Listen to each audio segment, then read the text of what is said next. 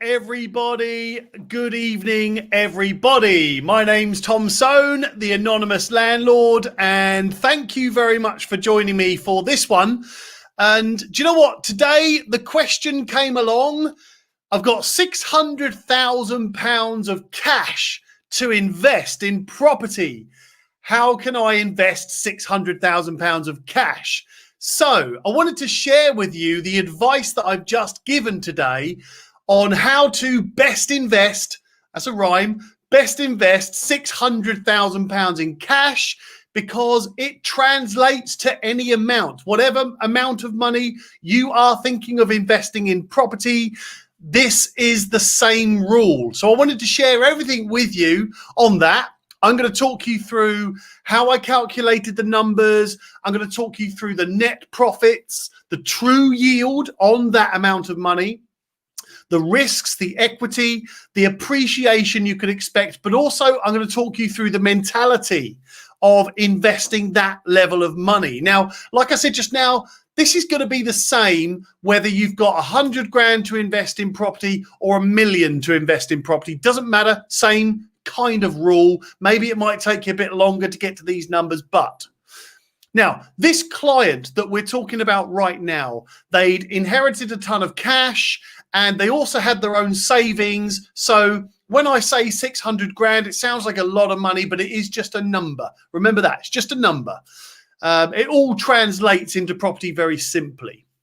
Now, this client wanted just 3 properties that they owned outright, no mortgage, no nothing. They just wanted to spend that 600 grand on 3 properties and that's it, because they believed that that was low risk. That was the safest way to spend their money. So they also just wanted pretty safe, pretty normal family houses that they could just rent out to a family long term, nice and easy. So they wanted to try and find 3 properties. They were a little bit surprised when I said, no, you've got to buy 12 properties. Buy 12 properties. It's much better. Now, they immediately turned off to that and said, no. We don't want to buy 12 properties with mortgages. No, not interested in that. That's not really the best way for us to go. So I explained to this client what exactly they could achieve if they bought 12 properties, in my view, in a much smarter way. So let's talk through the numbers first of all. Now, first of all, around my area, a standard 3-bedroomed house around here is about 190 grand, let's just say. That would include stamp duty and fees like your legal fees and various bits and bobs that you'd have to pay. So let's just assume that you're going to buy all in 190 grand for a standard 3-bedroomed house. And by the way, thank you very much, anybody who's joining me on the live. I'm also going to put this on the podcast as well. Just give us a wave if you're with me right now, so I know everybody's listening. Last time, everyone kept pressing the like button and the heart button, and it was just flashing up on my screen. It was pretty awesome. Anyway, so round here, about £190,000, including everything for a standard 3-bed house. Now, I'm not going to include refurbishments or any properties that need a ton of work doing. I'm just talking about straight out buy-to-let properties here so that they can invest their money in a way that's going to generate a return on their investment. Now, a standard 3-bed house around here is going to rent out for about 850 quid per month. So again, if we talk about that in relative terms, if you're up in the north, then you might be talking about a 80 to 100 grand property, which rents out for about £400, £500, £600 a month. So it's all relative. You can just work it out roughly for where you live.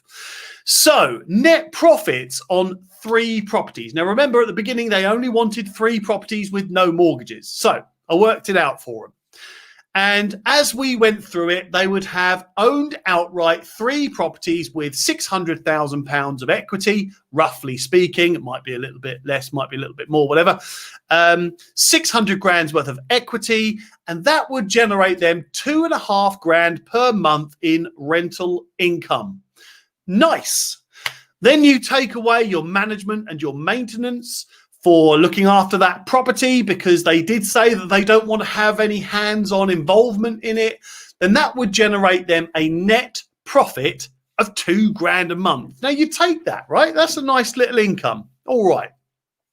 So then I had to present and sell the fact that they would do a lot better by buying 12 properties with mortgages. So effectively what I'm saying is you've got 600 grand to invest. We're going to spread that across 12 different properties using about a 50 grand deposit and fees on each one. It's about 45 grand plus a few grand stamp plus a few grand for this, that and the other. Now I'm talking very general figures here, but 12 properties, each of them putting down about 50 grand. So each of them would have 50 grand's worth of equity. So you'd still have a total of £600,000 equity, the same as if you bought 3 properties for a couple of £100,000 each, you'd have 600,000 equity. And if you had 12 properties with 50 grand equity in each. So, right, I just got a message through there from somebody. I thought there was going to be a problem with my broadcast, but obviously there's not. So where did I get to? So yes, 12 properties, you would still have £600,000 of equity. Nice. Take away your management and your maintenance. So remember what we've got here is £850 a month of rental income. And we're going to take away our £400 a month from each of those as for a mortgage payment. We're going to take away the management and the maintenance. We're going to be left with about £280 per property of net profit. And that is going to give you about £3,400 per month in total net profit. So if you've got 3 properties that you own outright, you're going to bring in about £2,000 net profit every single month. Not bad. If you've got 12 properties, still with the same amount of equity, then you're going to get £3,400 per month of net profit. So I presented that to them and they looked at me and said, right, okay. So instantly you're gaining what, about 150% on top of the income. So you take that, right? Nearly £3,500 in net profit every month for the same thing. It's not costing you any more money. It's not doing anything different. You're not losing any equity. You're not taking on any higher risk. So let me explain that to you. True yield, first of all, on those properties. If you have 3 properties generating you a couple of grand a month with that same figure, then you're going to get 4% per year in actual true yield plus appreciation. If you've got 12 properties, then you're going to get 6.7% of yield plus appreciation. So again, it's much better. Now, the appreciation on those properties is also spread across 12 different properties instead of 3. So now we're talking about spreading risk. You've still got the same amount of equity. You've still got £600,000 of equity. So if you needed to get all of that equity back out straight away, you would just sell all those properties and do the same thing as you would if you owned 3 properties, but it's just 12 properties. So you've got the same amount of equity. You've got a higher yield. You've got less risk because you're spreading it across 12 properties. Now, while we're talking about risk, if you've got 3 properties empty and you only own 3 properties, then that's 100% of your income gone. If 3 of your properties are empty and you've got 3 properties, that's 100% of your income gone. But if you've got 3 properties and if you've got 12 properties and you have 3 of your properties empty, that's 25% of your income gone. You still have 75% of your income coming in, and it's more income as well. And you still have the same amount of equity, remember? So if you desperately need to release some cash, you can sell. And also talking about risk, the mortgage company are effectively sharing the risk with you. If property prices drop, which, by the way, it's very rare that property prices are going to drop by more than 25%. Very, very rare. But if they do, then you lose the same amount of money, whether you've got mortgages on each property or whether you don't. The same amount of money. If property prices drop by £10,000, you'll still lose £19,000, whether you've got 12 properties all with mortgages, or 3 properties with no mortgages. You still lose the same amount of money. The difference is that you're sharing the risk with the mortgage company. Worst case scenario, like I said, you've got the same amount of equity across those properties, so you can sell them anyway.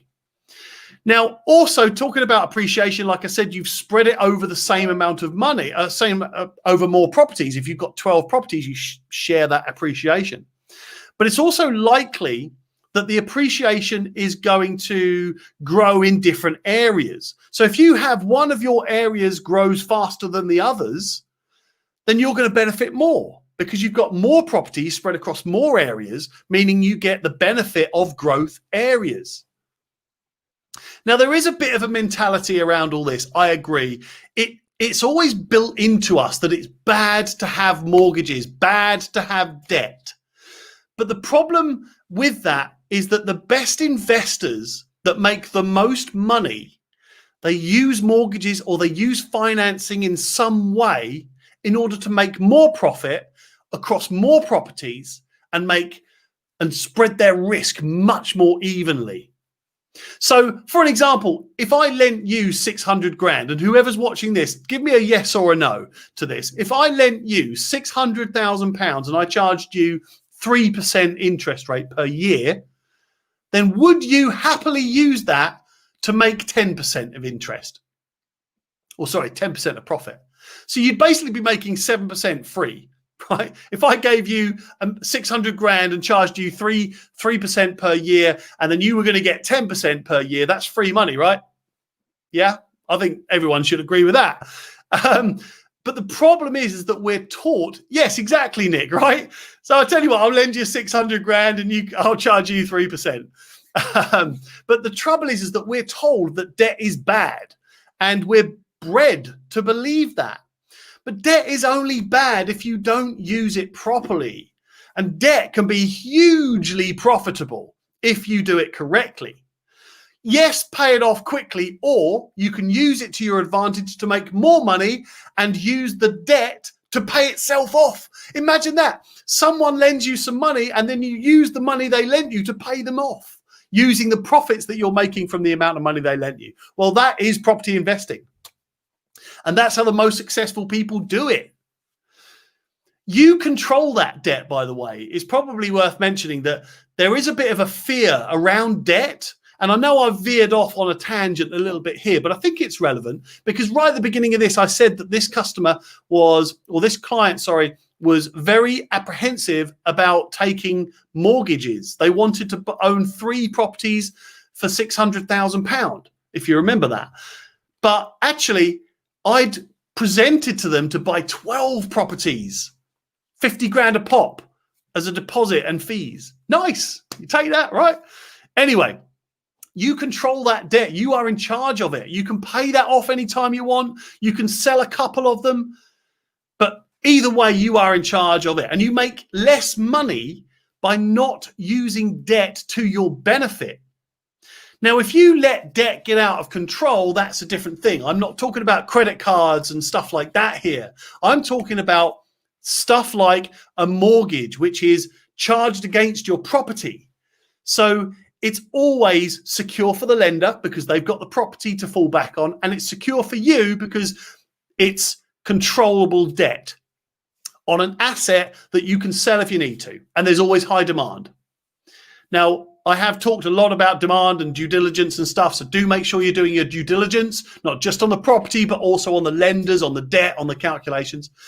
But all you need to do is be smart with that debt. And this is what I was trying to get across to this client here. Hey, and sometimes I go ranty. I get really ranty about these things. Yes, but, and I hope you got the figures here. But just to recap on the numbers, right?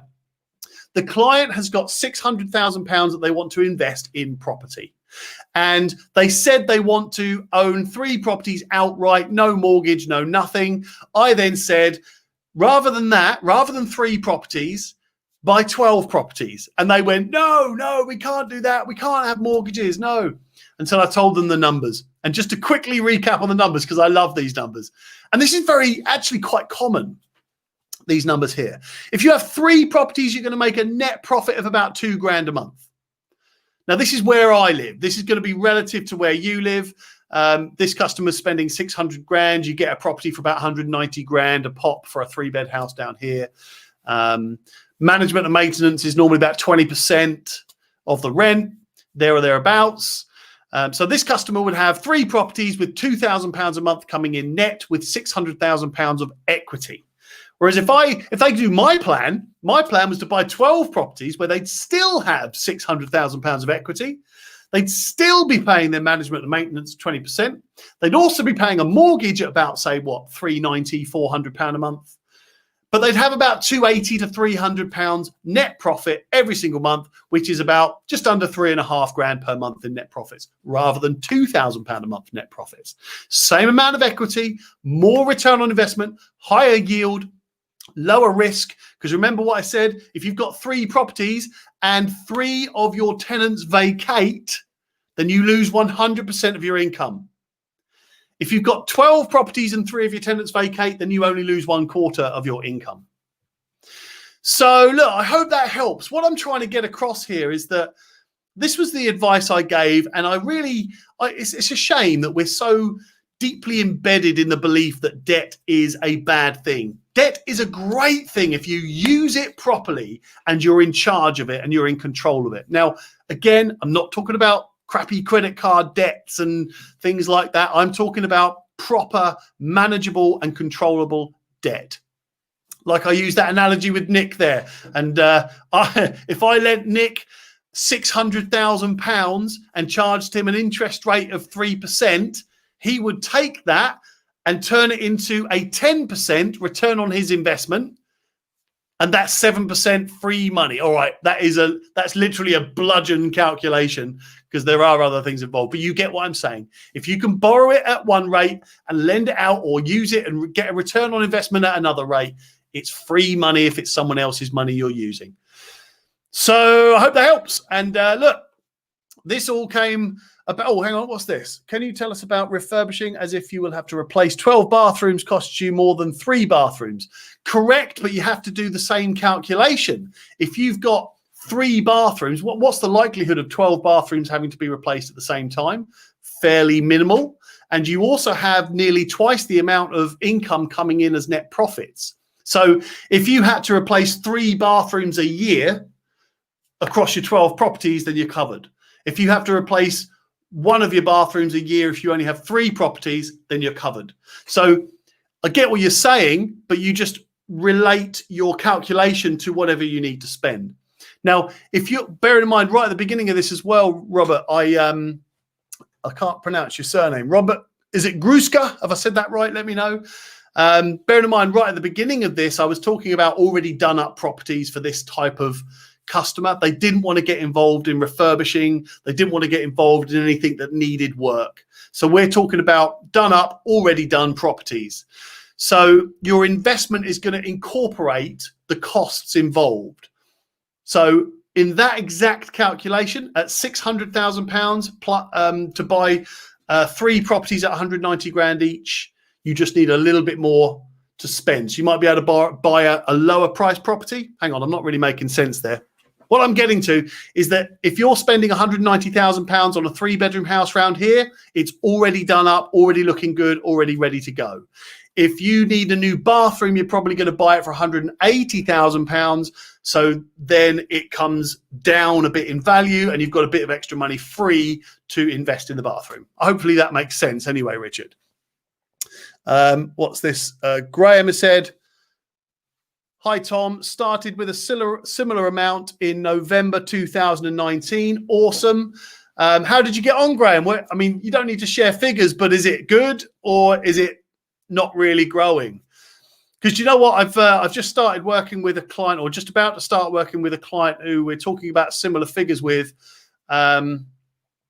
and similar returns as well. I think I'm quite excited about this one as well. As I keep mentioning, I don't really take on very many mentees or mentorship clients, but it's this one's a particularly exciting one. I'm looking forward to getting started. So I will try and keep you posted as well. I'm not going to let you know who it is or any particular details like that, but I'll certainly share the stories that we go through, because we're going to go on a journey. We can do this together. Anyway, I'm going to leave it at that. If you've got any more questions, then drop me a message through the Facebook page, Tom Soane, or you can email me. If you've got my email, it's tom@pinkstreet.co.uk. Anything like that, any questions, I do try and answer every single person I can. But until then, I'm going to do a little outro for my podcast because, as I always say, this is one more thing that enables you to be the best version of yourself that you can be. And if you can be the best version of yourself at one thing, then you've got to be the best version of yourself at everything. And my name's Tom Soane, and guess what? This is the